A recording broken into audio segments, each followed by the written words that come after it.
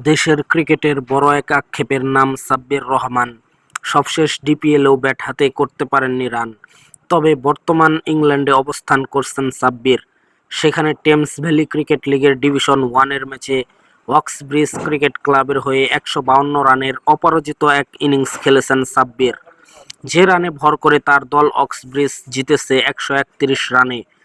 মাত্র ৯৬ বল খেলে সাব্বির রহমান ৯ ছক্কা হাঁকান ইংল্যান্ডের এই লিগে। আমির শাম ক্রিকেট ক্লাবকে ১৩১ রানে পরাজিত করেছে সাব্বিরের দল অক্সব্রিজ।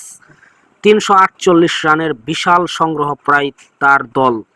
সাব্বিরের ১৫২ ছাড়াও আমান কাদরির ব্যাট থেকে আসে ১৩৪ রান।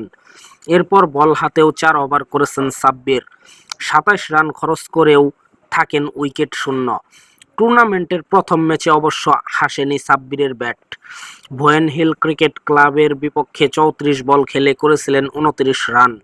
এমন দুর্দান্ত পারফরম্যান্সের স্কোর কার্ড নিজের ফেসবুক পেজে শেয়ার করে সাব্বির রহমান লিখেছেন, আলহামদুলিল্লাহ, একটি ভালো পারফরম্যান্স সবসময় ভালো, সেটা যেখানেই হোক না কেন। দয়া করে আমাকে আপনার দোয়ায় রাখবেন।